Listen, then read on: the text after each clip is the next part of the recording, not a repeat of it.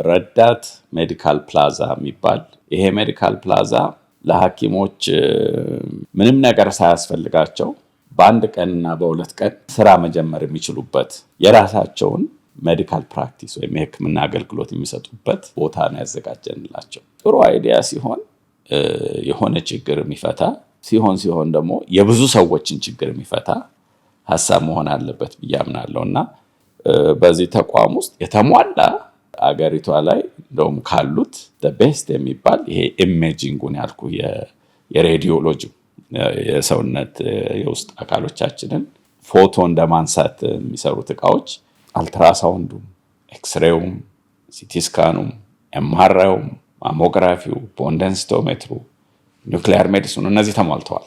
አንድ ሐኪም መጥቶ እኔ ሳገኝ ነው መከፍላችሁ ካለ በእያንዳንዱ ከሚያገኘው ፔሸንት ላይ በዛ መልኩ ኪራውን ይከፍላል። ይሄ ባይ ዘ ዌይ ምን እንዳልኩ ህንፃውና እቃው ብቻ አይደለም እያከራየን ያለ ነው፣ ነርስ አብረን እያከራየን ነው። አንድ ሐኪም አዲስ ምሩቅም ይሆን ብዙ ልምድ ያለውም ይሆን ስራ መጀመር የሚችልበት ኤንቫይሮንመንት ነው ሴታፕ ያደረግነው። ክልል ወይ ሪሞት ተብሎ በሚጠቀሱ አካባቢዎች ሲመደቡ ያለመሄዳል እንጂ ኢትዮጵያ ውስጥ የሐኪም እጥረት አለ፣ አንኤምፕሎይመንት አለ። ስታቲስቲክሱን ስታየው የሐኪም እጥረት አለ። በሌላ በኩል ደግሞ ስራ አጥ ሐኪም አለ። ኤሌክትሮኒክ የሆነ ሜዲካል ሬከርድ ሲስተም አዘጋጅተናል። ይሄ ኤሌክትሮኒክ የሆነ ሜዲካል ሬከርድ ሲስተም ክላውድ ቤዝድ ነው። ኢትዮ ቴሌኮም ሰርቨር ላይ ነው ያስቀመጥነው። ከጋምቤላ፣ ከአዲስ አበባ፣ ከጃፓንም፣ ከቦሌም፣ ከጉለሌም አክሰስ ታደርገዋል። ይኸውን ሲቲ ስካንም ኤክስሬይም ብትል ጨረር ነው የሚለቀውና ከዛ በቀላሉ ሶፍት የሆነ ነገር ሲሆን ቶሎ ያልፈዋል፣ ሃርድ የሆነ ነገር ሲሆን ያዝ ያደርገዋል። ያንን ነው ዲቴክት አድርጎ የሚሰራው። ኤምአርአይ ግን ዩኒክ ነው። ውሃ ስለሆነን ከሃይድሮጅን ጋር ነው ኮሚኒኬት አድርጎ ኢሜጅ ሪኮንስትራክት ያደርጋል።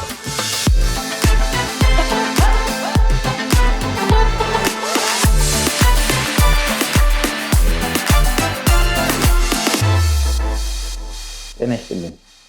ይህ ኔትወርክ ፖድካስት ነው።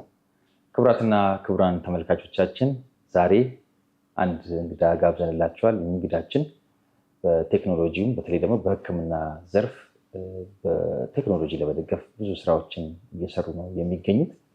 ከእሳቸው ጋር ቆይታ እናደርጋለን። አቶ ብሩክ እንኳን ደህና መጡ ወደ ኔትወርክ ፖድካስት። ቴንኪዩ ኦሊያድ ስለጋበዝከኝ በጣም አመሰግናለሁ። አንቱ ታው ቀርቶ በአንተ እንቀጥላለን ብዬ አስባለሁ። እኔ ደግሞ ያው ጋዜጠኝነት ላይ ስለቆየው ኮምፎርታብል መሆነው በአንቱታ ነው። አንተን ኮምፎርታብል ካረጋ ችግር የለም። አንተን ደግሞ መጫን አልፈልግም። ያው ችግር የለም። either way it's fine። ስራውም ቀላል አይደለም። ቀላል አይደለም። እንደተመለከትኩት አላረጀውም ለማለት ነው። ማስጀትም አይነት ኤሌመንት አለው። አንቱታ አሁን ሰው ፋዘር ሲለኝና መንገድ ላይ ወይ ጋሼ ሲልህ ምናምን ጋሼው ይሻላል። ፋዘር ምናምን ሲልህ በቃ ጭር ያለው ማለት ነው። ጋሼ ግን የራሱ እንትን አለው እኮ አለው፣ ታላቅነት አለው፣ ክብርም አለው። ታላቅ ወንድን ምንም ጋሼ ትላለህ። ፋዘር ግን ብዙ ጊዜ የሆነ ከፍ ያለ ነው። በጣም ምንም አይደለ ሰው anyway either way is fine። እሺ አቶ ብሩክ ኔትወርክ ነው ያለው ፖድካስታችን ምን ይታያል? እንደው ኔትወርክ ሲባል ኔትወርክ እንግዲህ የሆኑ ነገሮችን የሚያያይዝ የመያያዝ ነገር አለው አይደል?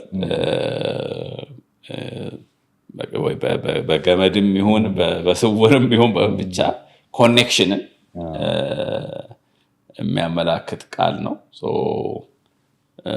መገናኘትን የተለያየ ቦታ ሆኖ የተለያየ ቢዝነስ ላይ ሆኖ የተለያየ የሚያስተሳስር አይነት ነገር ነው የሚታየኝ። ነጥባችንም ይሄው ነው። በተለይ በቢዝነሱ መስክ በኢንተርፕረነርሺፕ በኢኖቬሽን በተመሳሳይ ሙያ ላይ ያሉ ሰዎች ከተለያየ ሙያ የሚመጡ ሰዎች በፋይናንስ የሚተሳሰሩትን ነገሮች ነው ወደ መድረክ ላመጣ የፈለግኩት። እግረ መንገድ ደግሞ በእኛም ምክንያት ደግሞ የሚተሳሰሩ ኔትወርኮች ደግሞ ቢኖሩ ምርጫችን ነው። አሁን ለምሳሌ በእናንተ ፕሮጀክት ውስጥ በዚህ ፕሮግራም አማካኝነት ደግሞ የሚመጡ ኔትወርኮች ኮኔክት ቢያደርጉ ደስ ይለናል። ከወሬ ባለፈ ታንጀብል የሆነ ደግሞ ኮኔክሽንም ትስስርም እንዲፈጠር በማሰብ ነው እና በደንብ ተረድተውታል። ስለዚህ ገላጭ ነው ማለት ነው። ኮንግራቹሌሽንስ። አሪፍ ሀሳብ ይዘህ ነው እየተንቀሳቀስክ ያለው እና በዚሁ አጋጣሚ ኮንግራቹሌሽንስ ለማለት ፈልጋለሁ። እሺ፣ በጣም አመሰግናለሁ። አንዱ ያገናኘን አንድ በጣም ትልቅ ፕሮጀክት አላችሁ፣ ከስሙ ጀምሮ ያስረዱኛል እና ለምሳሌ የሕክምና ዘርፍ ላይ ያሉ ባለሙያዎች ቢዝነስ መጀመር ይፈልጋሉ።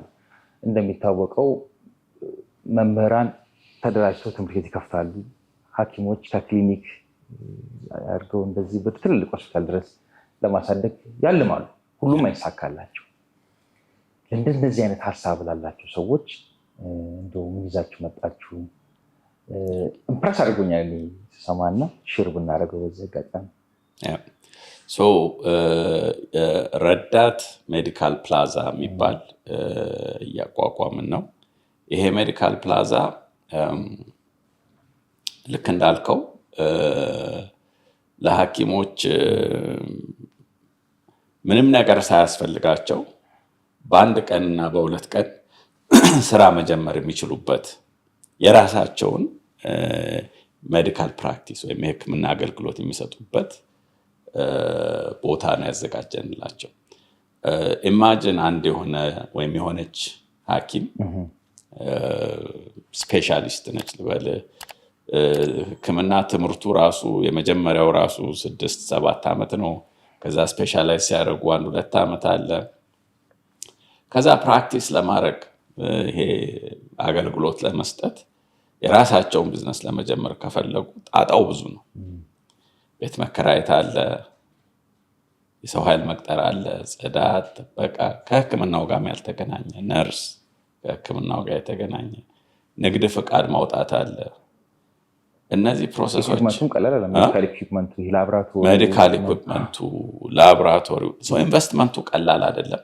የሚፈልገው ጊዜም ቀላል አይደለም እና ለብዙዎች ይሄ ህልም ይሄ ራዕይ ቢኖራቸውም የት ብለው የት እንደሚጀምሩት ራሱ ግራ ይገባቸዋል። ብዙዎች ግን ፍላጎት አላቸው። በራሳቸው ሰዓት፣ በራሳቸው ስታንዳርድ፣ በሚፈልጉት መንገድ የኔ የሚሉትን የሕክምና አገልግሎት የሚሰጥ ቢዝነስ መጀመር ይፈልጋሉ።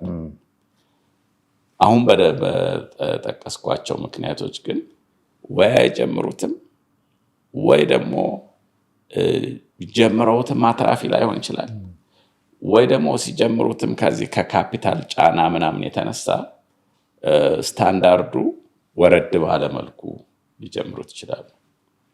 እና ጥሩ ቢዝነስ ሁሌ ችግር የሚፈታ መሆን አለበት ብዬ አስባለሁ። ያው ገዢ ሊኖረው ይገባል ያን ቢዝነስ እና ጥሩ አይዲያ ሲሆን የሆነ ችግር የሚፈታ ሲሆን ደግሞ የብዙ ሰዎችን ችግር የሚፈታ ሀሳብ መሆን አለበት ብዬ አምናለሁ። እና ብዙ ሐኪሞች ይሄ ራዕይ እንዳላቸው አውቃለሁ። ብዙ ሐኪሞች ስራ ለመጀመር ደግሞ ያልናቸው ነገሮች ጫና እየፈጠሩባቸው እንደማይጀምሩ አውቃለሁ። አሁን ያዘጋጀነው ነገር ሁሉም ነገር የተሟላበት ህንፃ፣ አንድ ሐኪም ስራውን ለመስራት የሚያስፈልገው ነገር በሙሉ የተሟላበት ስራው። እንግዲህ ሕክምና 2 ፓርቶች አሉት። አንዱ ምርመራ ነው፣ ሌላው ሕክምናው ነው። በምርመራው ችግሩን ታገኝና ከዛ ሕክምናውን ሰጠዋለን። ምርመራው ደግሞ ብዙ ጊዜ ወይ በዋናነት ወይ በሬዲዮሎጂ በሚባለው ይሄ የውስጥ አካልህን ፎቶ እንደማንሳት እንደማለት ነው። እንደ ኤክስሬይ፣ ኤምአርአይ፣ ሲቲ ስካን የመሳሰሉ ነገሮች አሉ። ሌላው ደግሞ ላቦራቶሪ ነው። ደም ናሙና ተወስዶ ምርመራ የሚደረግበት አሰራር ነው ያለው ምርመራው ላይ። ከዛ ውጭ የሐኪሙ እውቀት ደግሞ ይታከልበታል። እነዚህን ወስዶ ይሄን መረጃውን ይይዝና ይሄ እንዲህ አይነት ችግር ነው ያለው፣ በዚህ ምክንያት ነው ያመመህ ይልሃል። ከዛ መፍትሄ ይሰጣል። ይሄ ተቋም ይሄን ሁሉ ነገር ለማድረግ የሚያስፈልጉት ግብአቶች በሙሉ የተዘጋጁበት ህንፃ ነው። ይሄ ማለት ምንድን ነው? ዛሬ ላይ ተነስቶ እንደው ነገ ወይ ከነገ ወዲያ ቢዝነስ ብጀምር እስካለ አንድ ሐኪም ኦልሞስት በዛ ሌቭል መጀመር የሚችልበት ተቋም ነው ያዘጋጀ ነው እና በዚህ ተቋም ውስጥ የተሟላ ኢንፋክት አገሪቷ ላይ እንደውም ካሉት ቤስት የሚባል ይሄ ኢሜጂንጉን ያልኩ የሬዲዮሎጂ የሰውነት የውስጥ አካሎቻችንን ፎቶ እንደማንሳት የሚሰሩት እቃዎች አልትራሳውንዱም፣ ኤክስሬውም፣ ሲቲስካኑም፣ ኤምአርአይውም፣ ማሞግራፊው፣ ቦንደንስቶሜትሩ፣ ኒውክሊያር ሜዲሲኑ እነዚህ ተሟልተዋል። በላቦራቶሪ አድቫንስድ የተባሉ የላቦራቶሪ እቃዎች ማይክሮባዮሎጂን ጨምሮ ኢሚዩኖአሴስ የሚባሉ ሶፊስቲኬትድ የሆኑ እንደው ለአንድ ሐኪም ለብቻው ኢንቨስት ለማድረግ የሚያስቸግሩ ስታንዳርዳቸው ከፍ ከፍ ያሉ የላቦራቶሪ እቃዎች ተሟልተዋል። የምርመራ ክፍሎች አሉ። ማስተኛ ክፍል አለ። የጽኑ ህሙማን ክፍል አለ። የኦፕራሲዮን ክፍል አለ። እንደ ሙያው ጀማሪም ሆነ ብዙ ዓመት ያገለገለም ሆነ አንድ ሐኪም ተነስቶ እኛ አከፋፈሉን ደግሞ በተለያየ መንገድ አድርገነዋል። ብዙ ጊዜ ሐኪሞች ለምሳሌ አዲስ ስራ ሲጀምሩ የሚቸግራቸው የመጀመሪያው ቀን ፔሸንት ላይ መጣልህ ይችላል። አሁን ኪራይ እየከፈልክ ነው፣ ደሞዝ እየከፈልክ ነው፣ ግን ታካሚ ገና አልመጣልህም፣ አልታወክም፣ ራስን አላስተዋወክም በሚገባ ጊዜ ይፈጃል። አሁን አንድ ሐኪም መጥቶ እኔ ሳገኝ ነው መከፍላችሁ ካለ በእያንዳንዱ ከሚያገኘው ፔሸንት ላይ በዛ መልኩ ኪራውን ይከፍላል። ይሄ ባይደ ወይ ምል እንዳልኩ ህንፃውና እቃው ብቻ አይደለም እያከራየን ያለ ነው። ነርስ አብረን እያከራየን ነው። ጽዳት ሰራተኛ አብረን በቃ ሁሉ ነገር ቴክን ኬር ኦፍ ኢቨን አላቂ እቃዎች እንደ ጓንት ምናምን የመሳሰሉት ለስራው ለዴይ ቱ ዴይ ስራው የሚያስፈልጉት አብሮ ይጠቀማል። አብሮ ነው የሚከራየው። ከዛ ፔሸንት አልፎ አልፎ ራሱ መጥቶ ሊሰራ ይችላል። በወር አንድ ፔሸንት አለኝ መጥቼ ብሰራ ካለ ለዛ ለተጠቀመው ፔሸንት ወይ በሰዓት መከራየት ይችላል ከፈለገ፣ የሚሻለኝ እሱ ነው ካለ፣ ወይ ደግሞ በእያንዳንዱ ፔሸንት ከፍላለሁ ኪራይ። ምክንያቱም ዜሮ ከሆነ በሰዓት የአንድ ሰዓትን መክፈል አልፈልግም፣ ሳገኝ ነው መክፈል መፈልገው ካለ በፔሸንትም ይከፍላልና በቀላሉ አንድ ሐኪም አዲስ ምሩቅም ይሆን ብዙ ልምድ ያለውም ይሆን ስራ መጀመር የሚችልበት ኤንቫይሮንመንት ነው ሴታፕ ያደረግነው። ከዚህ ባለፈ ደግሞ ውጭ ሀገር ያሉ ዳያስፖራ ኢትዮጵያውያን ሐኪሞች አገራቸው መጥተው ለቫኬሽንም ሲመጡ ወይ ቫኬሽኑ ላይ ትንሽ ጨመር አድርገውበትም አንድ ወር ቆይተው የሕክምና አገልግሎት አስከፍለውም ሆነ በነፃም ሆነ ሰጥተው መሄድ ከፈለጉ ይሄንኑ ነርስ ልቅጠር ቤት ልከራይ ሳይሉ ጊዜም የላቸውም፣ አይመችም። ኑሯቸው እዛ ነው። ለአንድ ወር እየመጣ ነው ወይ ለሁለት ወር እየመጣ ነው ወይ ለአንድ ሳምንት እየመጣ ነው። በመጣ ሰዓት ግን ብዙ በሙያቸው አንቱ የተባሉ ሐኪሞች አሉ፣ ኢትዮጵያውያን ሐኪሞች በውጭ ሀገራት አውሮፓ አሜሪካም አሉ። እና እነዚህ ሀገራችን ሀብት ናቸው። እነሱም በሆነ መልኩ ነቅሎ መምጣት ላይ መቻቸው ይችላል ካሉበት ሁኔታ አኳያ። ግን ቢያንስ የሆነ ጊዜ መጥተው የተወሰነ አገልግሎት ሰጥተው ሪላክስ አድርገው ቤተሰብ ጠይቀው መሄድ የሚችሉበትንም ነገር የሚያመቻች ህንፃ ነው እና ቦታው ቦሌ ነው ያለ ነው። እንዳየኸው የአዲስ አበባ አፕስኬል ሴንተር የሚባል ቦታ ጥሩ የሚባል ቦታ ውስጥ ህንፃ ላይ ኮመርሻል ቢልዲንግ ውስጥ ነው ያለ ነው እና በጥሩ ስታንዳርድ የተዘጋጀ ቦታ ነው። እንዲህ አይነት ቦታ ውስጥ እውቀቱ ያላቸው ሐኪሞች ጥሩ አገልግሎት ለታካሚዎች የሚሰጡበትን ሁኔታ ነው ያመቻቸው። አሁን ይህንን ሀሳብ ብዙዎች ጋር ሊደርስ ደግሞ ውስጥ ይፈልጋል። ዝም ብሎ መጀመሪያ ቀንም ስለዚህ ፕሮጀክት ካወራን ጊዜ ጀምሮ ማለት ነው እንዴት እያስተዋወቃችሁ ነው? በምን አይነት መንገድ ነው ሐኪሞቹንም ውጭ ሀገር ያሉ ዲያስፖራ ኢትዮጵያውያንም ለመድረስ ያሰባችሁት? እንግዲህ የኔትወርክ ፖድካስት አንዱ የዚህ አካል ይሆናል ብለን እናስባለን። ያው እናንተ የተገናኘ ነው የኢትዮጵያ ሜዲካል አሶሲዬሽን ስብሰባ ላይ ነው። እዛ ስብሰባ ላይ ሄደን ይሄን አገልግሎት እየጀመርን እንደሆነ ለማስተዋወቅ ሞክረናል። ከዛ ውጭ እዚሁ ስራ ላይ በሌላ በእህት ኩባንያዎች በኩል ስለቆየን ሌላ ኢንፊኒቲ አድቫንስድ ቴክኖሎጂ ሶሉሽንስ እና ፓዮኒር ዳያግኖስቲክ ሴንተር እነሱ ስላሉ የሕክምና ኮሚዩኒቲውን እናውቋልና አንደኛው ትሩ ጀስት ፐርሰናል ኢንፎርሜሽን በሰው የማስተላለፍ መንገድ እያስተላለፍን ነው። በደንብ ወደ ስራ ውስጥ ስንገባ በዚህ ወር ነው እንጀምረዋለን ብለን እያሰብን ያለ ነው። በማርች ወር ውስጥ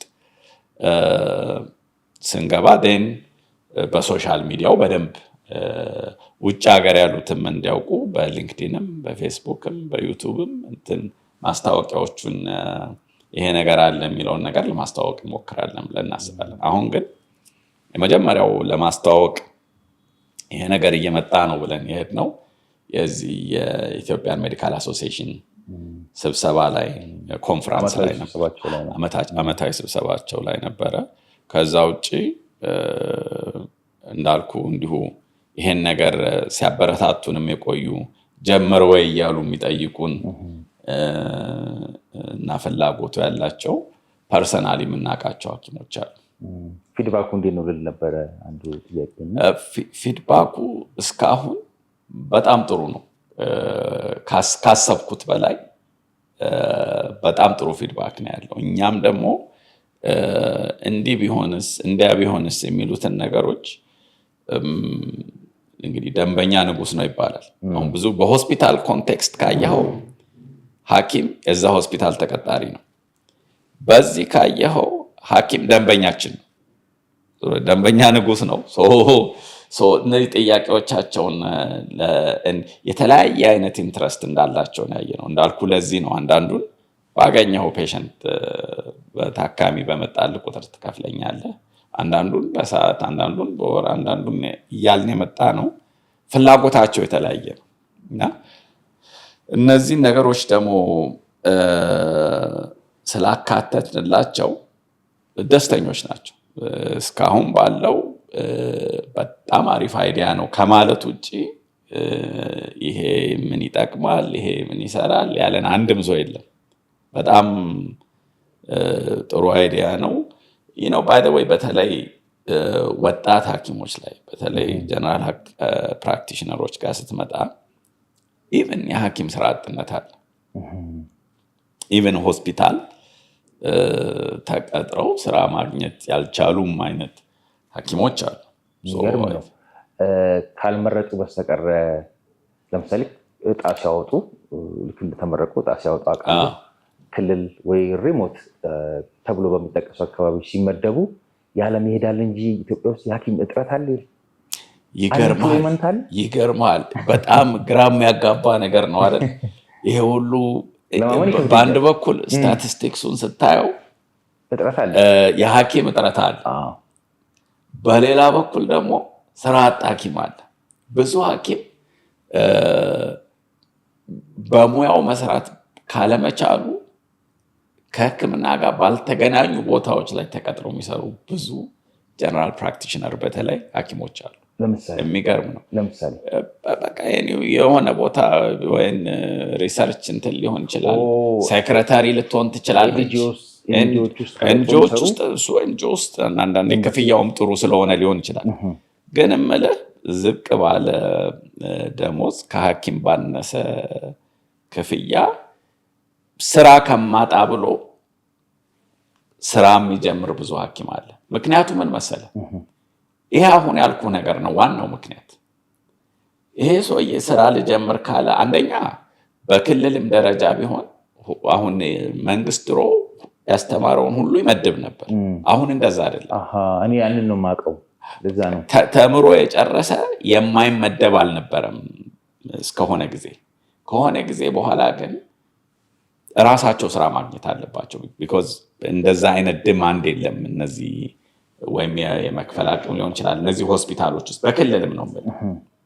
ኦኬ ሶ እነዚህ ሰዎች አሁን ወይ ራሳቸው ስራ መጀመር አለባቸው ወይ የሚቀጥራቸው ማግኘት አለባቸው። የሚቀጥራቸው ካላገኙ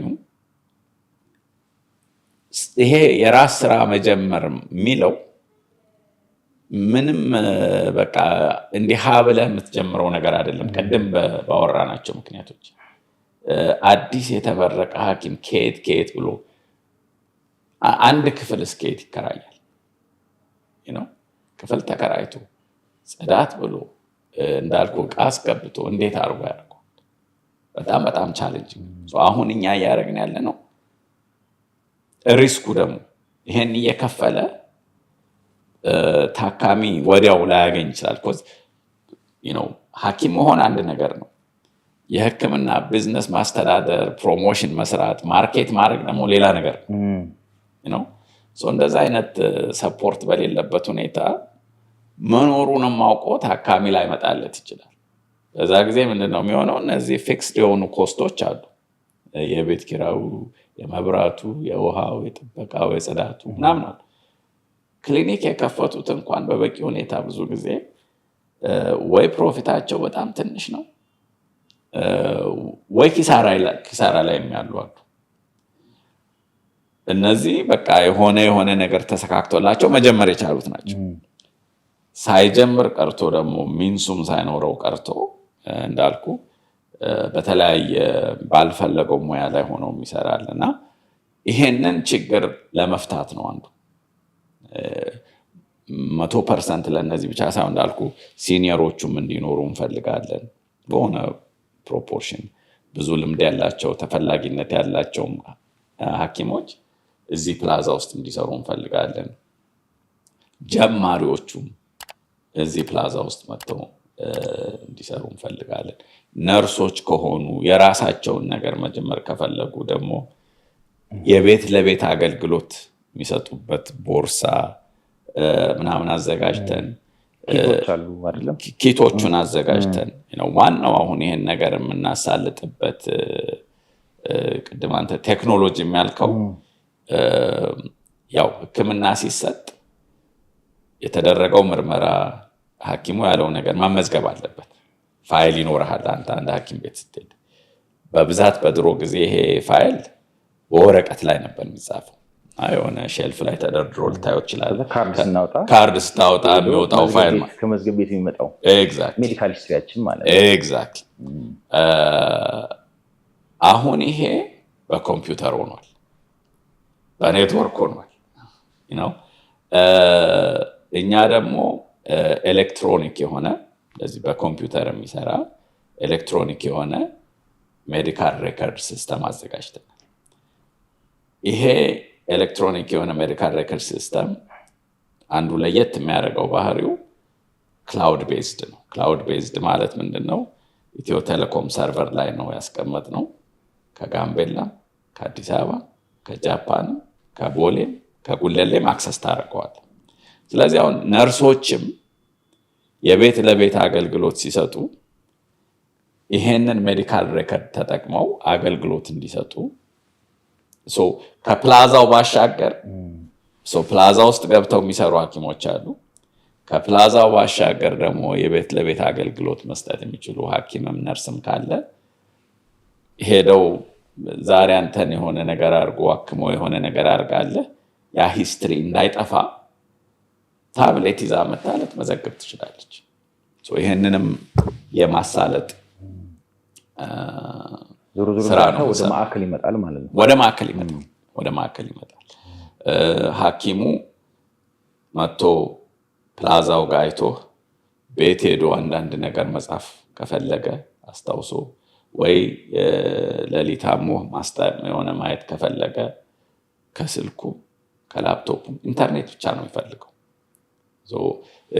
ቴክኖሎጂን ኢንተግሬት ያደረገ ነው። አሁን ይሄ ፕላዛ እንትንነቱ እነዛ የዘረዘርኳቸው የምርመራ እቃዎች የላቦራቶሪው የኢሜጂንጉ ብቻ ሳይሆን ይሄ ራሱ በቃ ቴክኖሎጂን ያካተተ ነገር መሆኑ ስራቸውን እንዴት እናቅልላቸው፣ ስራቸውን እንዴት ምንድነው የሚፈልጉት በጥሩ ሁኔታ ስራቸውን ለመስራት በሚል እሳቤ ነው ያዘጋጀነው። ምክንያቱም ከስተመሮቻችን ደንበኞቻችን ሐኪሞቹ ናቸው። እነሱ ደግሞ የሚፈልጉት ስራቸውን መስራት ነው። ምንድን ነው የሚፈልጉት ብለን ይሄ ኤሌክትሮኒክ ሜዲካል ሬከርድ አንዱ ነው። ከዛ ውጭ ኤአይ ያለበት የሜዮ ክሊኒክ የሚባል ታዋቂ የሆነ የሕክምና ተቋም አለ አሜሪካ ነገር። ሜዮ ክሊኒክ የሚጠቀመው ኤአይ ያለበት አስከ ሜዮ ኤክስፐርት የሚባል ሶፍትዌር አለ። ይሄ ሶፍትዌር አንድን ሐኪም አንተን ሲመረምርህ ያግዘዋል። ሲምፕተሞችህን ሲያስገባ ይሄ እንዲህ ሊሆን ይችላል እንዲያ ሊሆን ይችላል ይለዋል። ለአንተ ይሄን ኤክሰርሳይዝ ስራ፣ እነዚህን ጥንቃቄዎች አድርግ ሊልህ ከፈለገ ፕሪንት አድርጎ የሚሰጥህ ነገር ይሰጠዋል። እነዚህ ሐኪሞች እዚህ ፕላዛ ውስጥ ሲገቡ የዚህም ሶፍትዌር ተጠቃሚ ነው የሚሆኑት። ሰብስክሪፕሽን ኤአይ ይደግፋቸዋል ማለት ይደግፋቸዋል። ይሄ ኤአይ ያለበት ኤአይ ስልህ ደግሞ በቃ አሜሪካን ሀገር ያሉ ሐኪሞች የሚጠቀሙበት ኤአይ ነብልድ የሆነ ዳያግኖሲስ ላይ ምርመራ ላይ የሚያግዝ ሶፍትዌር ያግዛቸዋል። አሁን ስራ መጀመራቸው ብቻ አይደለም፣ ስራ የሚጀምሩበትም ሁኔታ ጥሩ በሆነ በጣም ጥሩ መሳሪያዎች ባሉበት በሀገሪቷ ላይ አሉ የተባሉ አንደኛ ብዙ ሆስፒታሎች ውስጥ የሌሉ መሳሪያዎች የእነሱ ነው የሚሆኑት። እዚህ ፕላዛ ውስጥ ሲገቡ 1.5 ቴስላ ኤምአርአይ ማለት በእኛ ሀገር ትልቁ ነው። 128 ስላይስ ሲቲ ማለት ትልቁ ነው።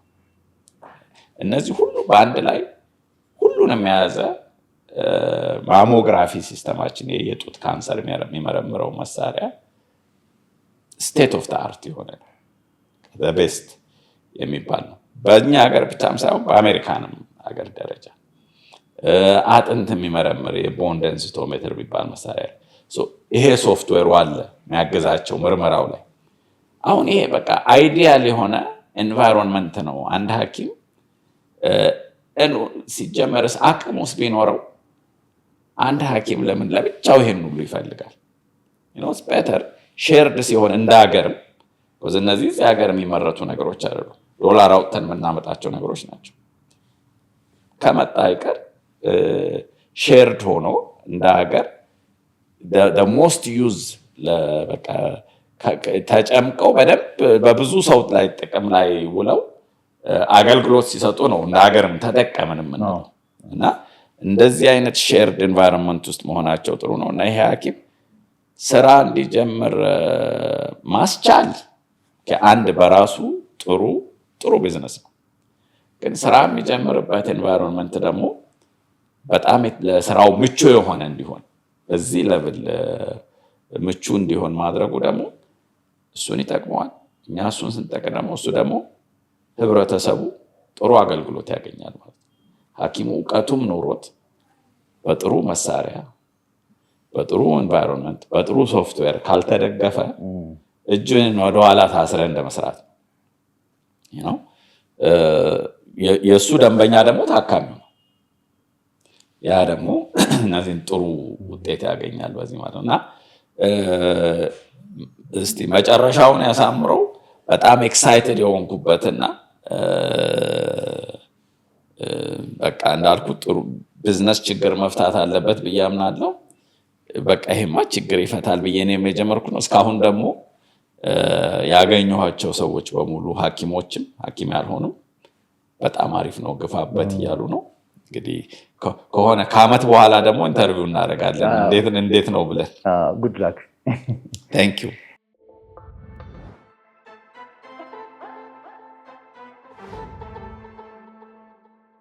አንድ ነገር አስታወሱኝ። አንድ ኢንዴክስ አለ፣ ኢዝ ኦፍ ዱይንግ ቢዝነስ ኢንዴክስ የሚባል ሬስቶራንት መክፈት ለሚፈልግ አነስተኛ ቢዝነስ ሱፐር ማርኬት ሊሆን ይችላል፣ ብቻ ከትንሽ ተነስቶ ለመስራት የሚፈልጉ ሰዎች ኢንዴክስ ይሰራል። የሀገራትም በወጣቶችም በእድሜም በጾታም እንደዚህ አይነት ኢንዴክስ ይሰራልና አክሮስ ፕሮፌሽን አላውቅም እና ምናልባት የሕክምና ባለሙያዎች ልክ እንደ ንግዱ ማህበረሰብ ነገሮች የሚቀልላቸው አልመሰለኝም። አሁን ብዙ ነገር ሲያብራሩልን፣ በተለይ ደግሞ እነዚህ ረጅሙን ጊዜ የሚያሳልፉት ትምህርት ላይ ነው። ከንግድ ማህበረሰብ ጋር ያላቸው እንቅስቃሴ ወይም ደግሞ ከእውቀቱ ጋር ያላቸው ንክኪ ቀላል አይመስለኝም፣ ወይም ደግሞ ወሰብሰብ ያለ ነው። ብዙ ነገር ኢዚ አይሆንላቸውም እና ለዛም ይመስለኛል ብዙ ሐኪሞች በግልም ወጥተው ወይ ቶሎ ቢዝነስ ገበያው ቶሎ ያወጣቸዋል፣ ወይ ደግሞ ጥቂቶች ናቸው አሁን ወጥተው በግል የሚሰሩት፣ ወይ ደግሞ ፋይናንስ አግኝተው ነው፣ ወይ 4-5 ነው በጋራ በመሆን አኮሙሌት አድርገው ካፒታልን፣ እውቀታቸውን፣ ሪሶርስም ከዛም ከዚህም ብለው ካልሆነ የውጭ ድጋፍ ወይም ደግሞ የዚህ የግራንት አለ አይደለ በስፖንሰርሺፕ በምናምን እንደዚህ ካልሰሩ በስተቀር እውነት ለመናገር ነጥሮ የወጣ በፕራይቬት ሴክተር ደረጃ የሚጠቀስ የሐኪሞች ሆስፒታል፣ የሐኪሞች ክሊኒክ አናውቅም። ይህ ሀሳብ ታዲያ ከየት መጣ አይደል ነው? ከሆነ እንዴት ልታስቡ ቻላችሁ? እንግዲህ ምንድነው ፕራክቲሱ በሌላ ሀገሮች አለ። እያንዳንዱ ክሊኒክ አሁን ውጭ ሀገር ስትሄድ የራሱ ላቦራቶሪ፣ የራሱ ኤክስሬ፣ የራሱ ሲቲ ስካን ይዞ አይደለም፣ ህንፃ ይኖራል። እዛ ውስጥ የአይን ሐኪም፣ የጥርስ ሐኪም፣ የልብ ሐኪም፣ የነርቭ ሐኪም ምን ይኖራል። ላቦራቶሪ ግን ታች ይኖራል። በጋራ ይጠቀማል። አሰራሩ ህሳቤው ኮመን። እርግጥ እዛ በብዛት ያየ ነው የራሷን ያችን ክፍል ቤት 2-3 ክፍል ተከራይቶ ከዛ ግን ታች ያለውን ላቦራቶሪ እና ነገር በጋራ ይጠቀማሉ። እኛ ሞር አይዲያውን እንዳለ ሳይሆን ወደኛ ሀገርም እንትን አደረግነው። ፕላስ ጤና ሚኒስቴርም ይሄን ነገር አውቆ በሂደቱ ላይ እኔም ነበርኩበት ጋይድላይን እንዲወጣለት ተደርጓል። እና እኛ ያደረግነው የኛ ኮንቴክስት ምንድነው መተ 3 ክፍል እዚህ ህንፃ ላይ ተከራይ ሳይሆን እሱም ቻሌንጅ ነው ብያለሁ ለብዙ ሐኪም። በእኛ ኮንቴክስት ምንም ሳትከፍልም በተጠቀምከው አማውንት ትከፍላለህ። በአንድ ፔሸንት ካየ አንድ ፔሸንት ከፈለክ ደግሞ አይ ይሄን እንደዚህ በወር አድርጌ እንዲህ ፍሌክሲብል የሆነ እንትን ያደረግነው እና ቅድም እንዳልከው ብዙ ቻሌንጆች አሉበት። ይሄ እንደው ጊዜያቸውን ትምህርት ላይ ማጥፋታቸው እና ከንግዱ ጋር ብዙም አንዳንዴ ትስስር አለመኖሩ ብቻ አይደለም። አንዳንዴ ከንግድ ቤተሰብ የወጣ ከነጋዴ ቤተሰብ የወጣ ሐኪም ሊኖር ይችላል። እሱ የሆነ አዌርነስ ይኖረዋል። የሕክምና ግን ለየት ይላል በባህሪው። ምክንያቱም ሬጉሌትድ የሆነ ቁጥጥር ያለበት የሴክተር ከታች ጀምሮ እኮ ነው። ትምህርት ቤቱ ጀምሮ ነው። ትምህርት ቤቱ ትምህርት ነው። ግን ወደ ስራ ዓለም ልግባ ስትል የሚመጣው መድኃኒት ኃይለኛ ቁጥጥር አለ። ኮምፒውተር ማምጣትና መድኃኒት ማምጣት ይለያያል። ካፌ መክፈትና ክሊኒክ መክፈት ቁጥጥሩና ሪኳየርመንቱ ይለያያል። በ4 ኤሪያዎች ነው አንድ ክሊኒክ የሚለካው። 4 ፒስ ይባላል። ፕሮፌሽናል፣ ፕሮዳክት፣ ፕሬሚስ፣ ፕሮሰስ ብለው በዛ ለብል ነው። ካፌ እንደዛ አትገመገም። ካፌ ልክፈት ስትል ኦኬ የሆነ መታጠቢያ ቤት አለ ወይ ምናምን ልትባል ትችላለህ። ይሄ ግን ከዛ ባለፈ ከዛ ደግሞ በየዓመቱ ቁጥጥር አለው። ይሄ እንግዲህ በትክክልና ኤቲካል በሆነ መልኩ ካልተሰራበት ህብረተሰቡ ላይ የሚያመጣው ኢፌክት ኔጌቲቭ ኢፌክት ኃይለኛ ስለሆነ መንግስት እንደ መንግስት የሚቆጣጠራቸው ሴክተሮች አሉ። አንዱ ሕክምና ነው። ይሄን የሚቆጣጠር የተዘጋጀ ኦቶሪቲ አለ። ይህ ኦቶሪቲ ስታዘጋጅ ይመጣል። በእነዚህ መሰረት እነዚህን 4 ፒዎች ፕሮዳክቶችህ እንዴት ናቸው? ፕሬሚሱ ቦታው እንዴት ነው? ፕሬሚሱ ፕሮፌሽናሎች ነርስ 2 ነርስ 1 እንትን ምናምን አለ ሆይ? ይሄ ሁሉ ይታያል። በየአመቱ ይገመገማል። እና በዛ ለብል ሴታፕ ማድረግና ይህንን እንትን ማድረጉ ራሱ እንዳልኩ ሪኳየርመንቱ በዚህ ኮንቴክስት ነው እንጂ አሁን እኔ የደረሰብኝን ታሪክ ልንገር። መጀመሪያ ክሊኒክ ሴታፕ አድርገን ነበር እዚሁ ህንፃ ላይ። ከዛ እዛው ደግሞ የኢሜጂንግ አገልግሎት የሚሰጥ ኤክስሬ ያለው ሌላ ድርጅት አለ። አሁን ይህን ክሊኒክ ስከፍት መስፈርቱ ላይ ፕሮዳክቱ ላይ ኤክስሬ ይኑረው ይላል። የከፈትነው ክሊኒክ እዚህ ጋር በምርመራ የሚሰጠው ሌላ ኤክስሬ አለኝ። በቃ 2 ኤክስሬ መግዛት አለበት ተባልኩ። አሁን ይሄ የሚያጠፋው ይሄ የፕላዛው ኮንሴፕት የሚያጠፋው ይሄንን ነው። እዚህ ውስጥ የሚገባ ክሊኒክ የሚከፍት ሰው ግን ኦልሬዲ በቃ ፈተናውን ያለፈ ቤት ውስጥ ነው የሚገባው። በ4ቱም ፒ ተገምግሞ እዚህ ጋር ገብቶ ያችን የራሱን ኮርነር ይዞ መስራት ይችላል። ቅድም ያሉ የመንግስት ጋይድላይንም አሁን ይህን ፍሌክሲብል ሆኗል። እሱስ በቃ እንዳልኩ እኔም ኢንቮልቭድ ሆኜበት ነበር ብያለሁ። ጋይድላይን ወጥቷል። ይሄንን አላው የሚያደርግ ፕላዛ ከተባለ እኛ አሁን የሜዲካል ፕላዛ አፕሩቫል አመልክተን ኑና ይውልን ብለን ፕላዛውን ለዚህ ነው ስራ ያልጀመርነው። እዛ ፕሮሰስ ላይ ነው።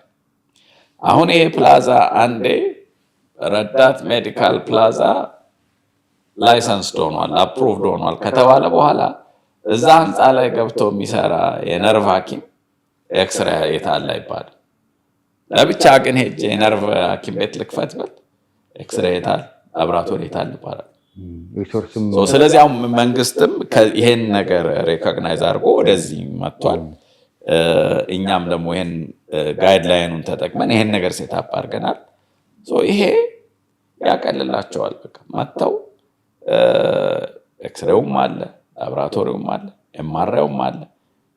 በሚኒመሙ ሳይሆን ከሚኒመሙ በላይ የሆኑ እንዳልኩ ሌላ ሆስፒታል ውስጥ በዚህ ሌቭል ተጠራቅመው የሌሉ እቃዎች አሉ። መጥተው አንድ ኮርነር ይዘው ባላቸው ጊዜ እዛ መዋል አይጠበቅባቸው። እኔ በሳምንት 1 ቀን ነው መግባት የምፈልገው ካለ መብቱ ነው። በታካሚያቸው ቀጠሮ መሰረት መምጣት ይችላሉ። ለየት ያሉም ነገሮች አድርገናል። አሁን ኮል ሴንተር አዘጋጅተናል። አፖይንትመንት የሚይዝላቸው፣ ውጤት የሚሰራላቸው፣ የሚሰጥላቸው ከታካሚዎቻቸው ጋር ሌላውን ነገር ይሄ ከሕክምና ውጭ ያለውን ነገር ሃንድል የሚያደርግላቸው አለ።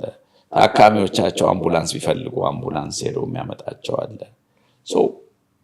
በቃ በተሟላ መልኩ ኢንፋክት ከሪኳየርመንቱ በላይ ኮል ሴንተር ሪኳየርመንት አይደለም። ለምሳሌ እኛ ኮል ሴንተር አንድ ሰው ኢመርጀንሲ ቢገጥመው ሌሊት ላይም ቢሆን ሲደውል የሚያገኘው ሐኪሞችን ነው። ብዙ ቦታ የጥሪ ማዕከል ስልክ የሚያነሱት ሰዎች ሐኪሞች አይደሉም። እኛ ጋር ሐኪሞች አስቀምጠናል። ለምን ሌሊት የሆነ አሳቻ ሰዓት ላይ አንድ ሰው ስልክ ቢደውል ወዲያውኑ ችግሩን የሚሰማው ሰው ነው የሚፈልገው፣ አንደርስታንድ የሚገባው ማለት ነው። እንዲሆኜ ሲል ቆይ አንዴ የሚለው ሳይሆን የሚሰማው ሰው ይፈልጋል። ስለዚህ ሐኪሞች አስቀምጠናል።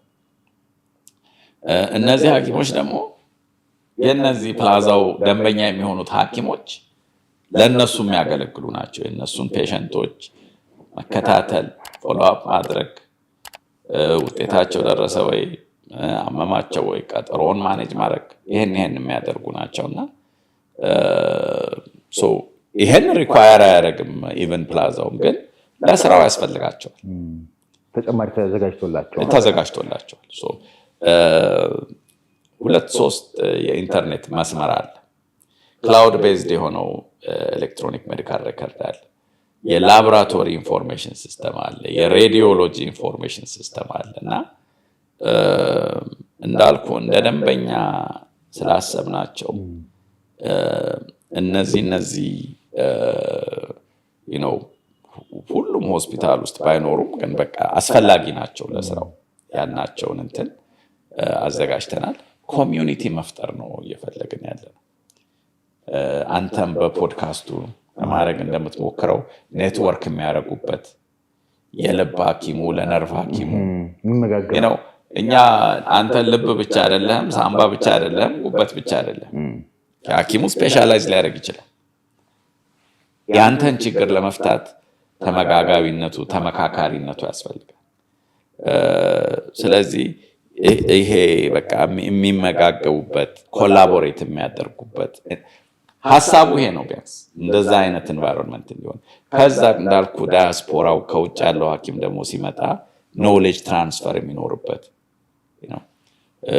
በቃ እንደዛ አይነት ነገር የሚኖርበት አይነት ኮሚዩኒቲ እንዲሆን ነው ሐሳቢያችን። የሚገርመው እኮ የሐኪም ቤቶች ዌስት ማኔጅመንት ራሱን የቻለ ሄዴክ ነው። ራሱን የቻለ አለ አይደለም። መቼም በብዙ መንገድ ይለያል። ከዛ እሱን ደግሞ የሚቃጠለውን የሚወገደውን በተለያየ መንገድ እሱን ማስወገድ ራሱ ሄዴክ ነው። ቁጥጥርም አለበት። ከባድ ቁጥጥር ያለው እንደውም እሱ መንደር ውስጥ በተለይ ከሆነ ደግሞ ክሊኒኩ እንዳሉ ደግሞ ካፒታልም አቅምም ከሌለ ወረድ ብሎ መንደር ውስጥ ክሊኒክ ሲከፈት እንደዚህ አይነት መከራዎችም ሐኪሞቻችን ያጋጥሟቸዋል። ትክክል ነው። እነዛ ክሊኒኮች በፍላጎት አይደለም ስታንዳርድ ዝቅ የምታደርገው ቢቸግር። ስለዚህ ገባ ግን የዛን ክሊኒክ ሴታፕ ላድርግ ብለህ ብታስብ ልታወጣ የምትችለውን 1/10 አውጥተህ ይበል። ከዛ እንዲህ ደግሞ ስታንዳርዱ ከፍ ያለ ቦታ ላይ መስራት ከቻልክ በጣም የተቀደሰ ሐሳብ ነው። ለዚህ ነው ብዙዎቹም የወደዱት። እንዳልኩ የቤት ኪራይ እኛ ሀገር ውድ ነው። ይሄ ኪራይ ውድ ስለሆነ ነው እንደዛ ገባ ያለ ቦታ እንትን ያለ ቦታ ሰዎች ገብተው እነዚህን ክሊኒኮች የሚከፍቱት።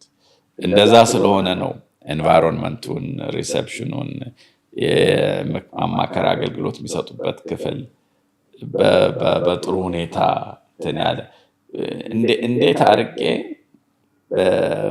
ሚኒመም ሪኳየርመንቱን አሟልቼ አልፌ ስራ ልጀምር ነው እዛ ጋ ያለው ጥረት ለእነዚህ ሐኪሞች። አሁን ግን እኛም ቀላል አይደለም ወጪው። ያም ቢሆን እንደው ምሳሌ ስጠኝ ካልክ ሪሰንትሊ ዲስከሽን ነበረኝ ከሆኑ ሐኪሞች ጋር ክሊኒክ አላቸው በየወሩ 600-700 ሺህ ብር አካባቢ ወጪ አላቸው የማይቀንስ። አሁን ባለበት ሁኔታ ይሄንን ወጪ አንዳንዴ ይሸፍናል ገቢያቸው፣ አንዳንዴ አይሸፍነው። በፕላዛው በኩል አድርገን ስናየው ይሄ 600 ሺህ ብር ወጪ ወደ 80 ሺህ ብር ነው የወረደው። አሁን ባላቸው የታካሚ ብዛት አድርገን እስቲ ፕላዛው ላይ ብትመጡ ስንት ይሆናል ብለን አሰላ ነው። የ650 ሺህ ብር ወደ 80 ሺህ ብር ወረደ። ናው ካሉበት ኤንቫይሮንመንት በተሻለ ኤንቫይሮንመንት ውስጥ ገብተው ታካሚውም የተሻለ ቤነፊት አግኝቶ እነሱ ለኪሳራ የማይዳረጉበትና ኪራይ ከየት ልከፍል ነው ብለው የማይጨናነቁበት ሁኔታ ውስጥ ሆነው መስራት ውን ማለት ከዚህ በላይ የለም። ታካሚው የተሻለ ጥቅም አግኝቶ የተሻለ ምርመራ ለላቦራቶሪ እዛ እንትን ሄዳ አሰርተና ሳይባል እዛው ተሰርቶለት ለኤምአርአይ እዛ ሰርተና ሳይባል እዛው ተሰርቶለት ኤምአርአዩን ካነበበው ሬዲዮሎጂስት ጋር እዛው ተማክረው ውጤት የሚሰጡበት ቦታው ስታንዳርዱን የጠበቀ የሆነ እንዲህ አይነት ሁኔታ ላይ ሰርተው ወጫቸው ከ650 ሺህ 80 ሺህ ከወረደ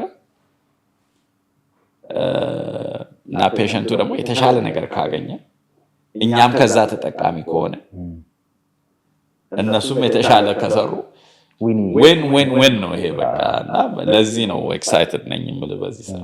ድንቅ ነው።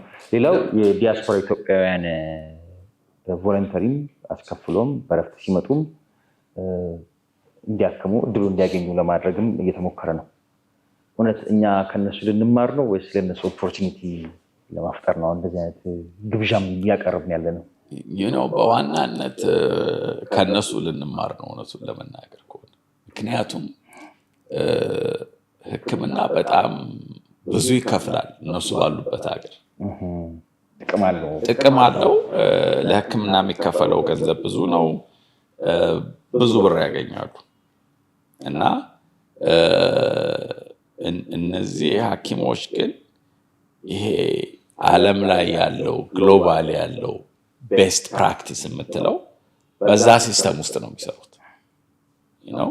አሜሪካን ሀገር የሚሰራ አንድ ሐኪም ወይም እንግሊዝ ሀገር የሚሰራ አንድ ሐኪም የሚሰራበት ኤንቫይሮንመንት በቃ ያው መጽሐፍ ላይ የሚወጣው ትምህርት ቤት የሚውለው ምናምን አይነት ኤንቫይሮንመንት ነው እና እነዚህ ሐኪሞች መጥተው እዚህ ሀገር ከዚህ ሀገር ነርሶች ጋር ከዚህ ሀገር ኮሊጎቻቸው ጋር አብረው ሲሰሩ ብዙ የእውቀት መወራረስ ይኖራል። እነሱም የሚያገኙት ነገር ይኖራል።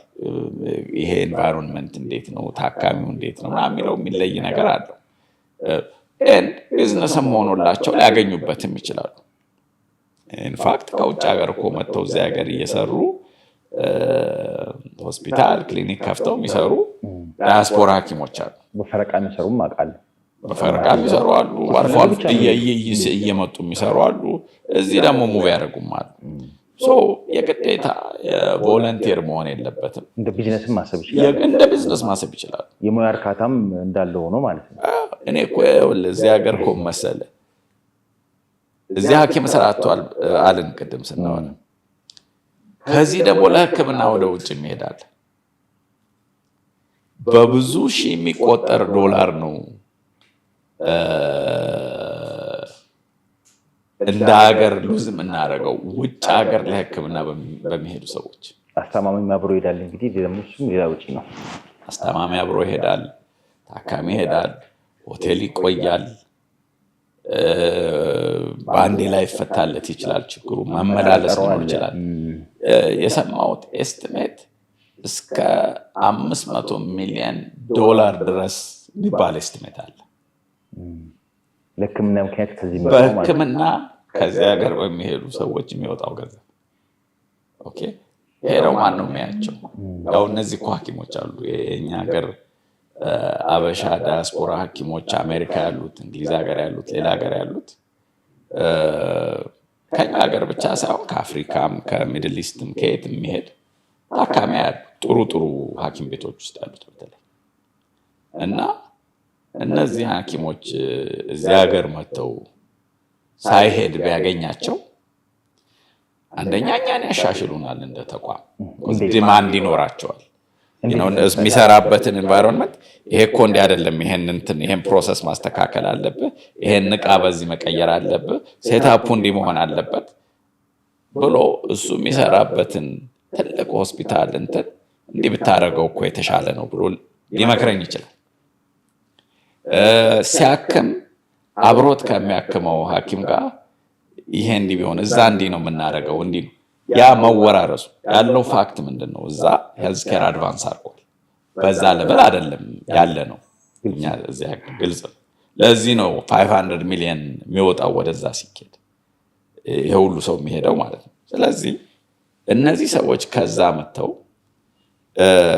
ከሕክምናው በተጨማሪ ከሚሰጡት ሕክምና በተጨማሪ የእውቀት መወራረስ ይኖራል። የእውቀት መንሸራሸር መተላለፍ ይኖራል እና አትሊስት ራእዩ ይሄ ነው። የዚህ ተቋም ራእይ እውቀት የሚንሸራሸርበት፣ ፈጠራ ኢኖቬቲቭ የሆኑ ነገሮች የሚደረጉበት፣ ሁሌ እዚህ ሀገር እስከዛሬ በሰራንበት መንገድ ብቻ የሚሰራበት ሳይሆን አሰራሮችን ዋይኖት እያልን እየተማርን የምንቀይርበት ኤንቫይሮንመንት እንዲሆን ነው ራእዩ። የተቋሙ ራእይ ምንድነው? ኢኖቬቲቭ አይዲያዎች እንዲመጡ ነው። በነበረበት እስከዛሬ ስንሰራ የነበረው እንደዚህ ነው እንደዚሁ ይቀጥል ሳይሆን እንዲህ ብናደርገውስ፣ ኤክስፐሪመንታል አይነት ኤሌመንትም አለው የተሻለ ነገር አለው። አሁን ኢቨን ወርክ ፍሎው ላይ ምናምን አንዳንድ የምናስባቸው ነገሮች አሉ ስፔስ ኦፕቲማይዝ ለማድረግ። ምክንያቱም ይሄ ተቋም በሩን ከከፈተ በኋላ በተቻለ መጠን ብዙ ሐኪሞች እንዲያስተናግድ እንፈልጋለን። ብዙ ሐኪሞች እንዲገለገሉበት ምንድን ነው ማድረግ የምንችለው ብለን እያሰብን ነው እና እዛ ላይ ወርክ ፍሎው ላይ ፕሮሰሱ ላይ አንድ ታካሚ ገብቶ እስኪወጣ ድረስ ያለው የት ነው የሚሄደው፣ ላቦራቶሪ እንዴት ነው የሚሄደው፣ ኤክስሬ እንዴት ነው የሚሄደው፣ ሐኪሙን የት ነው የሚያገኘው፣ ፎርም የት ነው የሚሞላው የሚለውን ኢኖቬቲቭ የሆኑ ሀሳቦች እያንሸራሸርን ነው ገና ካሁን። ወደፊት ደግሞ እንዳልኩ በተለይ እነዚህ ዳያስፖራ ሐኪሞች ከመጡ የሚሰጡን ሀሳቦች፣ የሚያቀርቡት እይታዎች በጣም ያሻሽሉናል።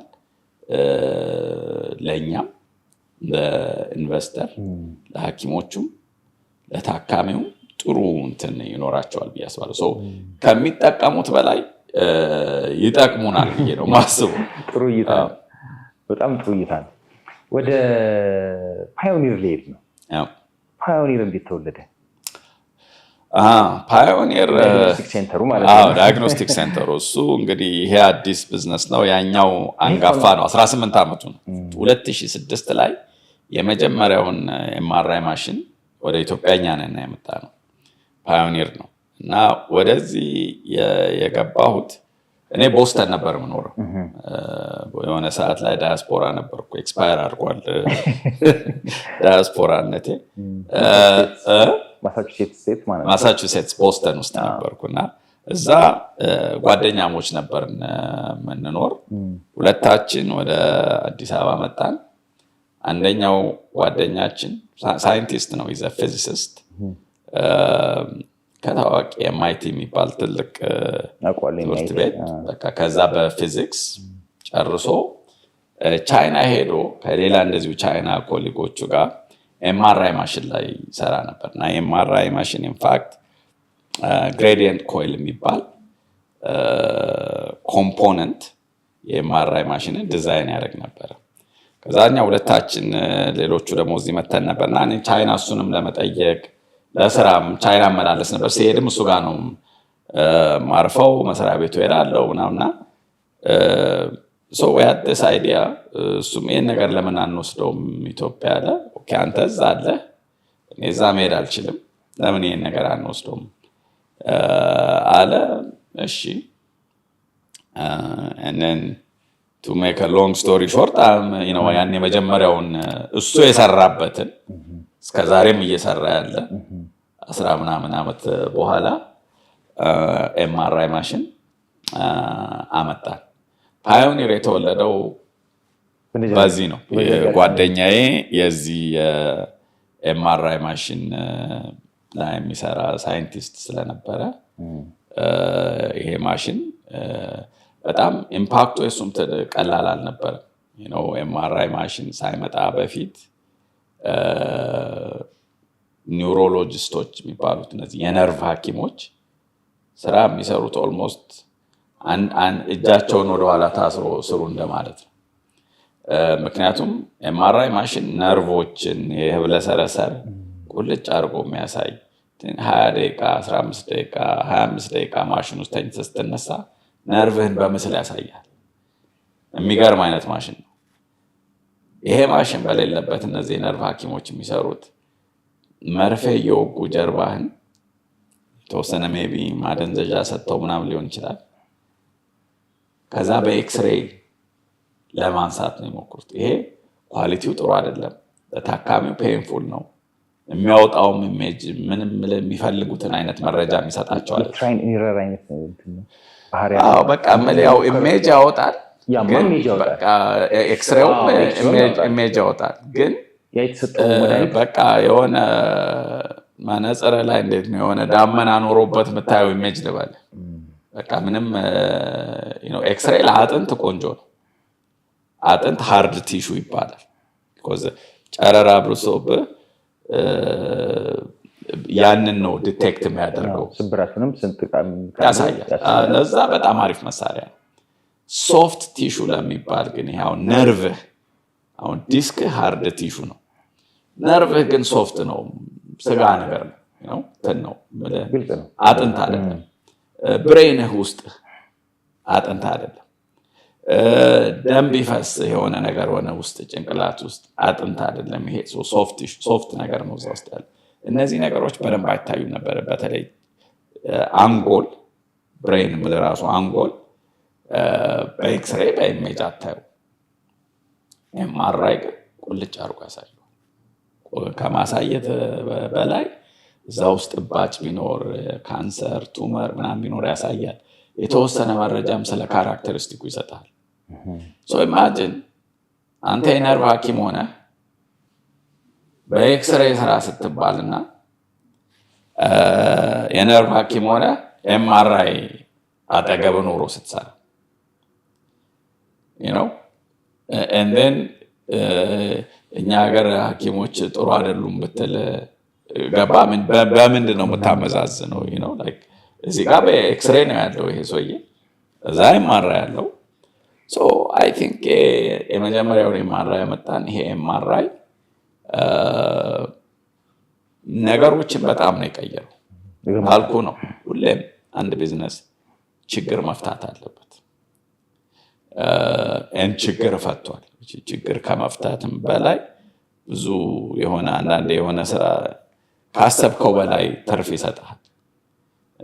ከቢዝነሱም በላይ አሁን ጥቁር አንበሳ የኤምአርአይ ማንበብ የሚማሩ ሬዲዮሎጂ ሙያው ሬዲዮሎጂ ነው የሚባለው የሬዲዮሎጂስቶች ነበሩ።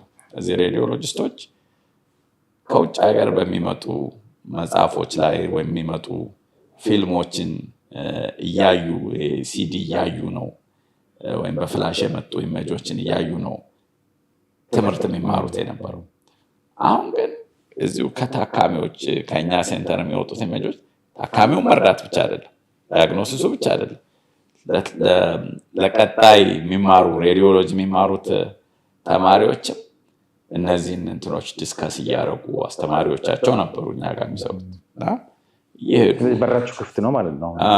በራችን ክፍት መሆኑ ብቻ ሳይሆን ጥቁር አንበሳ የሚያስተምረው ሬዲዮሎጂስት እኛ ጋር ይሰራል። ፊልሙ ጥቁር አንበሳ ይሄድና ጥቁር አንበሳ ዲስከስ ያደርጉታል። ለመጡም ፕራክቲስ እንይላሉን በሰዓቱ በራችን ክፍት ነበር። ፋክት እየተቀበልንም ማንሳቱንም ማንበቡንም እንደዚሁ ከፍተን እንዲያው እንዲማሩ ያደረግንላቸው ሰዎች አሉ። ከዛ ባለፈ ግን እነዚህ ፊልሞች በኋላ ደግሞ እኛ ስናደርገው ደግሞ በር ከፈተ ነው። ለምንድን ነው ያልነበረው ኤምአርአይ በዛ ሰዓት ኢትዮጵያ ውስጥ ካልከኝ፣ ኤምአርአይ አፎርድ የሚያደርግ ቢዝነስማን ወይ ምናምን ስላልነበረ አይደለም። ስራው ኮምፕሌክስ ስለሆነ ነው። እንዴት ነው ኮምፕሌክስ የሆነ መሳሪያ ነው። እንዴት ነው ይህን ነገር አምጥተህ ተክለህ ፋንክሽናል ማድረግ እና እንትን ማድረግ ብዙ ሪስክ አለው። እሱን እዛ ሪስክ ውስጥ ከምትገባ ህንፃ ገንብተህ ብታከራይ ይሻላል፣ ወይ ዶዘር ወይ ሎደር ምናምን ገዝተህ ብታከራይ ይሻላል። እንደ ቢዝነስ አዋጭነት ማለት እንጂ እዛ አዲስ አበባ ውስጥ የነበሩት ህንፃዎች እኮ 2-3 ኤምአርአይ ይገዛሉ፣ ግን አንድም የለም። ምክንያቱ ምንድን ነው? ስንት ታካሚ እንደሚኖረው አታውቅም።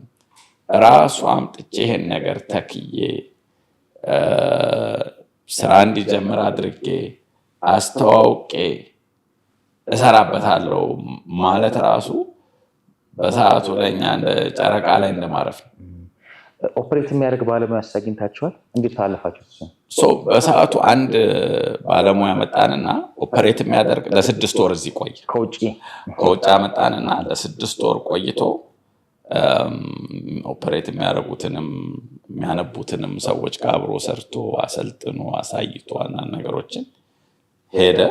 የኛዎቹ ይዘውት ቀጠሉ። በሚገርም አሁን እንዳልኩ ከዛ በኋላ ይሄን ነገር ማድረግም ማምጣትም ማሳየትም ቀላል እንደሆነ ማለት ቀላል ባይሆንም ኢምፖሲብል እንዳልሆነ አሳየ። የነርቭ ሐኪሞቹም ከጊዜ ብዛት እንደው መጀመሪያ ላይ ብዙ መተማመን አልነበረም። ሌሎቹም የነርቭ ሐኪሞቹም እየወደዱት እያዩት መጡ። ዲማንዱ እየጨመረ ሲመጣ እንደውም ሌሎችም ማምጣት ጀመሩና አሁን እንግዲህ ኮመን የሆነ ብዙ ሰው የሚጠቀምበት የምርመራ መሳሪያ ሆኗል። ጫና አልነበረበትም። እንግዲህ ብቸኛ ከሆነ አገሪቷ ላይ ደግሞ ተጠራቀመ ባክሎግ የሆነም ደግሞ ታካሚ ጫና አልፈጠረበትም። ኢንፋክት ኦፖዚት ነው የሆነው። እኛ ያሰብነው ጫና ይኖራል ነው፣ እንዴት ነው የምናስተናግደው ብለን ነው የከፈትነው።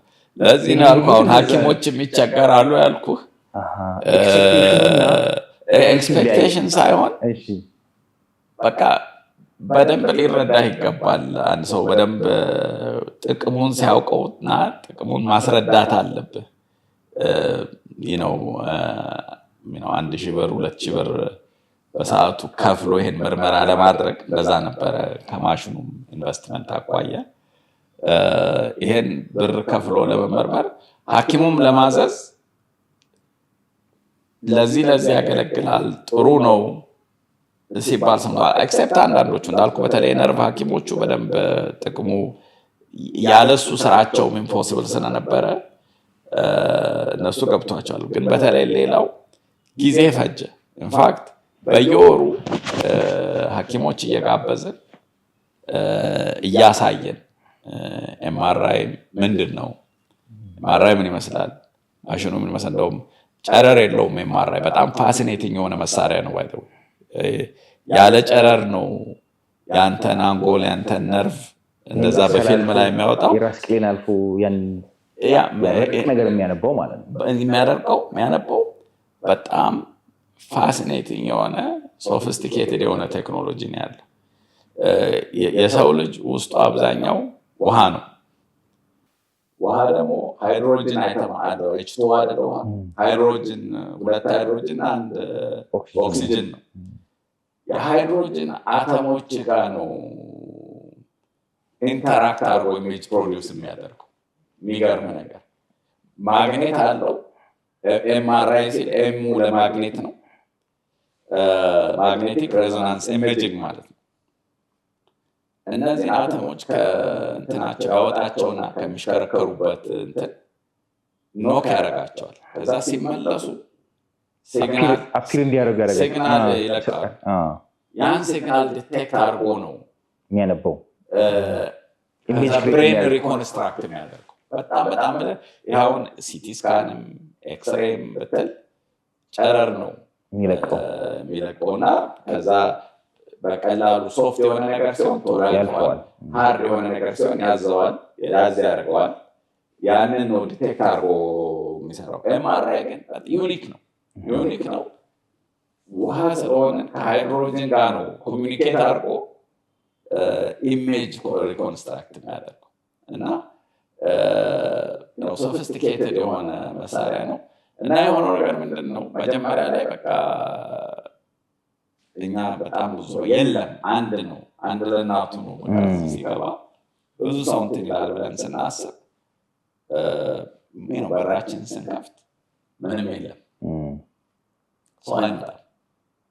ነገር ስናይ ከዛ ሐኪሞች መጋበዝ ጀመርን እና ኤምአርአዩን እናሳያቸዋለን፣ ምስሉን እናሳያቸዋለን። ስለሆነ ነገር ማወቅና ማወቅ ይለያያል። የሆነ ኤክስፐርት ስትሆንበትና እንዲሁ ሳምታይ ምናምን ሲሆን ይለያል እና በደንብ ሪሌት እያደረጉ ኢሜጁን እያዩ ሲመጡ አሁን የደረስንበት ደረጃ ብዙ ሰው ኢንፋክት በሰዓቱ መጀመሪያ ላይ ነገሮች ተሞክረው እንደው መፍትሄ ስጠይለት እስኪ ሞከር MRI ላይ አይነት በሚል ነው የሚመጣው እንጂ የመጀመሪያ ምርጫ አልነበረም። አንዱ ከኮስቱም አኳያ ነው የሚከፈለው ገንዘብ፣ ሁለተኛው ደግሞ ራሱ በቃ እውነት እንደው ያሳየኝ ሆነ የሚለው ስታየው ነው የምታውቀው። አንድ ስትጠቀምበትና እንደ ሐኪም ሆነ ሲያግዝህ የታካሚህን ችግር በምስል ሳያሳይ ይሄ ቻሌንጅ የባለሙያው ነው የፔሸንቱ ነው? አይ እንግዲህ ቻሌንጁ የባለሙያው ነው። ባለሙያው ማዘዝ አለበት፣ አምኖበት ማዘዝ አለበት። በሐኪሙ እጅ ነው የሚመራው። ሐኪሙ ነው ላቦራቶሪ ተነሳ፣ MRI ተነሳ፣ ሲቲ ስካን ተነሳ የሚበጀውን የሚናገረው ሐኪሙ ነው። ግን ሐኪሙ ኮንፊደንስ ከሌለው የ2,000 ብር ምርመራ ሲያዝለት እንደውም መጀመሪያ አንዳንድ ሐኪሞች ኖርማል ተብሎ ውጤቱ ከመጣ ትንሽ እንትን ይላቸው ሁሉ ነበር። ኖርማል ባትሉት አይነት ነገር ይሄ ሁሉ ብር አውጥቶ አይነት ኖርማል ጥሩ ነው እንግዲህ እኛ የምናውቀውና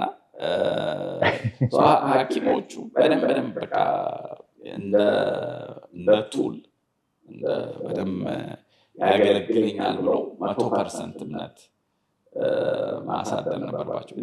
ሂደት ነበረው እዛ ደረጃ ለመድረስ። ምንም ያልሰሙት ያላወቁት ነገር አይደለም።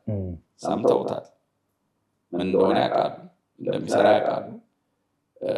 ግን ትንሽ ደግሞ ሪሞት የሆነ በቃ ፐርሰናል ኤክስፒሪየንስ ያላደረጉት ነገር ስለሆነ ለማዘዝ ትንሽ ያዘርጋቸው ነበር። በኋላ ላይ ግን በቃ ያው ልዩነቱን ታየዋል። ብዙ ኬዞች አሉ።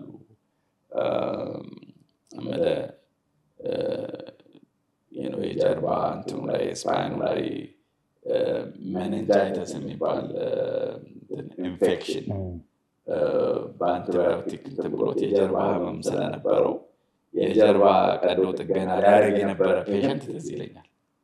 በMRI ምክንያት ያ የቀረለት ማለት ነው። ብዙ ድራማቲክ የሆኑ እንትኖች አሉ። ወኪን አድርገው የመጡ ሰውዬ ሁላ ደረሳቸው። ስዕል ስሰቅል ነበረ ወድቄ ቤት ከወንበር ላይ ራሴን ያመኛል ስንት ቀን ምናምን ብሎ መጡ። MRI ተነስተው ሲታይ ውስጥ ደም ፈሷቸው፣ ብዙ ደም ፈሷል። ቶሎ ወደ ሐኪም ቤት እንዲሄዱ ምናምን አደረግናቸው። እስካሁን 2006 ነው የማወራ 18 years ago እስካሁን ትዝ ይሉኛል ሰውዬና አመጣጡ እንደዚህ ነው። ፓዮኒር ወደ ትምህርትና ስልጠናው እንድንመጣ ፈልጌ ነው። አሁን እናንተ ጋር ያሉ ብዙ ወሰብሰብ ያሉ ማሽኖች አሉ። በተለይ በፓዮኒር ዳያግኖስቲክ ሴንተር ውስጥ ያሉ አሁን የሚያነሳሳናቸውም አሉ። እነዚህን ኦፕሬት የሚያደርጉ ባለሙያዎች ሁኔታ ምንድን ነው የሚመስለው? ስንጀምር የነበረውና አሁን ያለው በጣም ይለያያል። ስንጀምር ኤክስሬ ላይ የሚሰሩ የሬዲዮግራፊ ባለሙያዎች አሉ። ተወሰነ ሲቲ ስካንም ነበረ፣ MRI አልነበረ እና ለዚህ ነው ከውጭ ማምጥተን ለተወሰነ ጊዜ ለ6 ወር ማሰልጠን የነበረብን። በባለሙያ ዙሪያ በሰዓቱ በፈረንጅ 2006 አካባቢ ማለት ነው ትልቅ እጥረት ነበረ እና ኢንፋክት በሬዲዮግራፊ ብቻ አይደለም፣ ባዮሜዲካል ኢንጂኒየርስ የሚባሉ ደግሞ አሉ። እነዚህን ማሽኖች ሜንተናንስ የሚሰሩ እሱም እንደዚሁ እጥረት ነበረ። ፊልዱም አልነበረም ኢትዮጵያ ውስጥ፣ እንደ ትምህርትም አይሰጥም ነበር 2006 በፈረንጆች እና ይሄንን እንትን ስንጀምር ኤሌክትሪካል ኢንጂነሪንግ የተመረቁ ልጆች እዛ ፓርትነሬና ጓደኛ የሚሰራበት የነበረው ካምፓኒ ልከን እዛ እንዲሰለጥኑ እንዲማሩ አድርገን ከዛ ደግሞ እዚህ ሕክምናው ዙሪያ አብረው እንዲሰሩ አድርገን ነው እነዚህም ባዮሜዲካል ኢንጂነሮች ለማፍራት የሞከር ነው። እና ኢንፋክት እኔ በጣም የምኮራበት ነገር አንዱ እና የሳቲስፋክሽን ምንጭ የሆነ ነገር ለእኔ እነዚህ ባዮሜዲካል ኢንጂነሮች፣ ሬዲዮግራፊ ባለሙያዎች አሁን ቴክኖሎጂስት ነው የሚባሉት ነው። ኤምአርአይ ቴክኖሎጂስት፣ ሲቲ ቴክኖሎጂስት ነው የሚባሉት። ወደ ዲግሪም ተቀይሯል ፕሮግራሙ። እነዚህም ብዙዎችን አፍርተናል።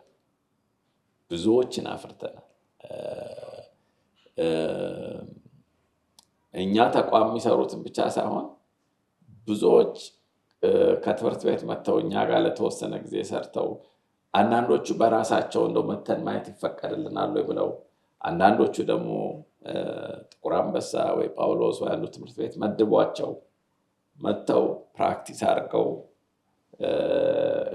የሚሄዱ አሉና አሁን ላይ ያ ችግር የለም። ባዮሜዲካል ኢንጂነር አለ። ባዮሜዲካል ኢንጂነሪንግ እንደ ትምህርት ጅማ ዩኒቨርሲቲም 5 ኪሎም ይሰጣል። ሁለቱም ጋር አይሰጥም ነበር በፊት እኛ በምንጀምርበት ሰዓት።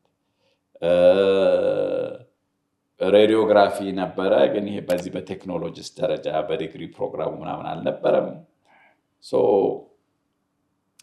አንዱ ምልህ ደስ የሚለኝና መኮራበት ነገር እነዚህን ካምፓኒዎች ሴታፕ አድርገን ታካሚን አክመህ የሚታከምበትን ኤንቫይሮንመንት አዘጋጅተህ የታመመ ሰው ተጠቅሞ ባለሙያ ፕራክቲስ የሚያደርግበት ኤንቫይሮንመንት አዘጋጅተህ እንዳልኩ ይሄ ሬዲዮሎጂስቱ አለ የሚያነበው፣ ሬዲዮግራፈሩ ወይም ቴኩ አለ ማሽኑን ኦፐሬት የሚያደርገው፣ ባዮሜዲካል ኢንጂነሩ ደግሞ አለ ሜንቴን የሚያደርገው። እነዚህ ሁሉ እንዲበዙ ሆኗል።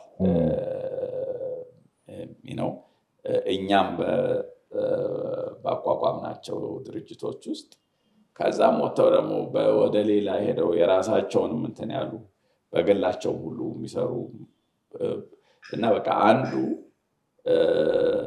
ትልቁ በቃ እኔ እንግዲህ አልኩ ከውጭ ነው ወደዚህ የመጣሁት። ስትመጣ ጥሩ ነው ወይ am I making the right decision ብለህ ታስባለህ። እና አንዱ በቃ ትክክለኛ ውሳኔ ነው የወሰንኩት እንኳንም መጣሁ የሚያስብለኝ ይሄ እነዚህ ነገሮች ስለሰመሩና በዛ ውስጥ ደግሞ ቤተሰብ የሚያስተዳድሩ አሉ፣ ታካሚ ይታከማል። እና የነዚህ ነገሮች ባለሙያው ክህሎት ያገኛል። ተምረህ እኮ የምትሰራበት ቦታ ካላገኘ አስቸጋሪ ነው። የተማርከውም እየጠፋ ይሄዳል። ከሰራህበት ግን አዳዲስም እውቀቶች ደግሞ እያገኘ ትሄዳለህ። እና በእነዚህ ድርጅቶች የተነሳ ይሄን ነገር ማድረግ መቻሌን እንደ ትልቅ መባረክ ነው መቆጥር። ሌላው ቱብሩክ እንግዲህ በዚህ ሁሉ ጊዜ በተለይ ደግሞ ሰው ላይ በሰራችሁት ስራ በዚህ ደረጃ እርካታ ካለ እንደ ሴንተር ኦፍ ኤክሰለንስ ስልጠና ማዕከል አይነት የትሬኒንግ ሴንተር አታስቡ? አሁን በስሱ ጀምረናል። በስሱ ምልክት ታይቶኝ እኮ በስሱ ጀምረናል። ምንድነው ኮንቲኒዩስ ፕሮፌሽናል ዴቨሎፕመንት ብለን በእነዚሁ ዙሪያ አሁን እንዳልኩ ባዮሜዲካል ኢንጂነሮች ባይ ዘ ዌይ ድርጅቶቻችን በያሉበት ኤሪያ ታዋቂ ናቸው፣ ጥሩ ስም አላቸው። እና ማስታወቂያም ስናወጣ ምን ስል 3 ቦታ ወጥተን 300 ሰው እንትን ሊል ይችላል። እና ይሄን እንትን ለማለት እና ውስጣችን ደግሞ አቅም ያላቸው ማስተማር የሚችሉ በየኤሪያው ያሉ ሰዎች ስላሉ ይሄንን ኮንቲኒየስ ፕሮፌሽናል ዴቨሎፕመንት ይባላል። ሲፒዲ ስልጠና ለባዮሜዲካል ኢንጂነሮች፣ ለሬዲዮግራፈሮች፣ ለነርሶች ብንሰጥ በሚል ዩኒቨርሲቲ አይደለም ኮሌጅ አይደለም እንትን ሳይሆን በቃ ስፔሲፊክ የአጭር ጊዜ አሁን ሪኳየርመንት መጥቷል። ባይ ዘ ዌይ ለምሳሌ አንድ ነርስ ሆና ስትጨርስ መጀመሪያ ሲኦሲ ትወስዳለች። ሙያ ብቃት እንዳላት የሚያረጋግጥ ፈተና ማለት ነው፣ ወይም ይወስዳል። ከዛ ግን እንደ ድሮ በቃ ለ50 ዓመት ነርስ ነው ተብሎ አይቆይም።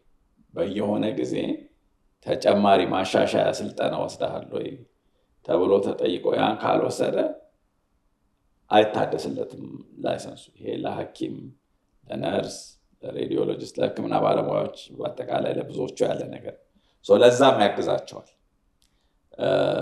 እኛ ደግሞ እንደ ራዕይ አሁን የያዝነው ነገር የዚህ የፕላዛውም ኮንሴፕት ካየኸው የፓዮኒርም ካየኸው ኢንፊኒቲ ደግሞ የሚባላል የእሱንም ኮንሴፕት ካየኸው በሁሉም ዙሪያ ሐኪሞች የተሻለ አገልግሎት የሚሰጡበትን ኤንቫይሮንመንት እንዴት እናዘጋጅ ነው ዋናው ራዕዩ። ፓዮኒር ልኮ አንድ ሐኪም ኤምአርአይ አስመርምሮ ውጤት ሲያገኝ ስራውን ካለበት ሆስፒታል ሆኖ በደንብ መስራት ይችላል ማለት ነው። ይህንን ነው ኤኔብል እያደረግን ያለ ነው። ቅድም ነግሬሃለሁ። በኤክስሬይ ማይሎግራፊ የሚባል ፕሮሲጀር ተጠቅሞ የሰው ነርቭ የሚያይና በኤምአርአይ ቁልጭ ያለ ነገር የሚያይ ሐኪም ይሄኛው ጥሩ ነው ይሄኛው እንትን ነው ማለት ቻሌንጂንግ ነው።